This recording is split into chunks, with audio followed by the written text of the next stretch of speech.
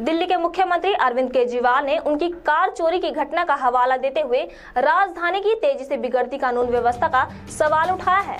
केजरीवाल ने कार चोरी के मामले में आज उपराज्यपाल अनिल बैजल को चिट्ठी लिखकर राष्ट्रीय राजधानी की कानून व्यवस्था पर तंज कसा। उन्होंने कहा कि मुख्यमंत्री की कार सचिवालय के सामने से चोरी होना यह बताता है कि दिल्ली में कानून व्यवस्था का क्या हाल है।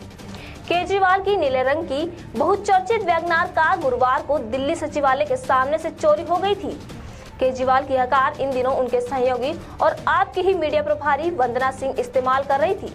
चिट्ठी में केजरीवाल ने लिखा है कि जिस राज्य में मुख्यमंत्री की कार चोरी हो जाए वहां आम जनता अपने जान माल की सुरक्षा की क्या उम्मीद रखे।